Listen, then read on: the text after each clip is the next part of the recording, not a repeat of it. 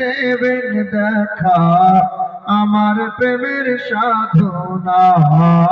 আল্লাহুম্মা সাল্লি আলা সাইয়্যিদিনা মাওলানা মুহাম্মদ ওয়া আলা আলি সাইয়্যিদিনা মাওলানা মুহাম্মদ সাল্লাল্লাহু তাআলা আলাইহি ওয়াসাল্লাম।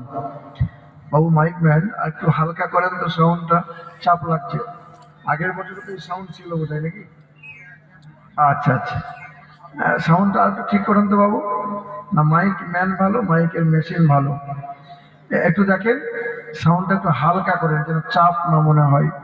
শরীর খুব অসুস্থ, তবু আমাদের এই যুবক ছেলেদের মহব্বতে ছুটে এসেছে। আমার ড্রাইভার নাই, তবু ড্রাইভারই করে আসতে হয়েছে।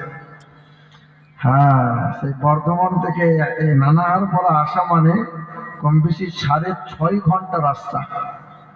দুপুর 2টার সময় বার হয়েছি, প্রায় 9টা 10-20 বোধহয় নানাহার পরায় ঢুকেছি। অনেক রাস্তা। আমার শিক্ষিত মুসলমান, আমার সুধী মানুষেরা, শরীরে জ্বর ছিল, এখনো মাথায় যন্ত্রণা, এই পায়ে একটা ফোড়া বেরিয়েছে, ঠিক মতো হাঁটতে পারি না। তারপরেও মহান মালিকের দয়া, মহান মালিকের অনুগ্রহ, আল্লাহ চেয়েছেন তাই আপনাদের সম্মুখে আমি বসেছি। আল্লাহ যা বলাবেন তা আমরা শুনবো ইনশাআল্লাহ, আমল করবো ইনশাআল্লাহ। জি, সমস্ত প্রশংসার মালিক হলেন আল্লাহ, যিনি আমাদেরকে পৃথিবীর সর্বশ্রেষ্ঠ সম্পদ ঈমান নামক বস্তুটা দান করেছেন। আর তিনি বড় দয়া করে আমাকে আপনাদেরকে রহমতের মজলিসে, ক্ষমা পাওয়ার মজলিসে, ফেরেশতাদের মাঝে, জান্নাতের বাগানে তিনি দয়া করে তার বান্দাগুলোকে বেছে বেছে নিয়ে তারই জায়গায়, তারই কথা বলার, শোনার তিনি সুযোগ করে দিয়েছেন।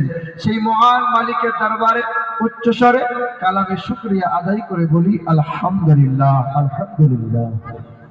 পিছনে মানুষগুলো কি বিজেপি করে নাকি?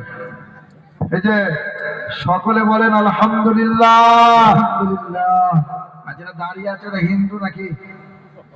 এ ভাই, তোমরা দাঁড়িয়ে আছো কেন? থাকলে বসো একটু, না তাহলে চলে যাও। আমার শিক্ষিত মুসলমান, আমার সুধী মানুষেরা, আমার বাবাজিরা, ভাইরা আমার, পৃথিবীতে এসেছি আমরা তার ইচ্ছাই, পৃথিবী থেকে যাব আমরা তার ইচ্ছাই। এসেছি আমরা কার ইচ্ছাই? যদি নিজেদের ইচ্ছের কোনো দাম বা মূল্য থাকতো, পৃথিবীতে আসার সময় নিশ্চয়ই আমরা গরিবের ঘরে আসতাম না, রাজা বাদশার ঘরেই আসতাম।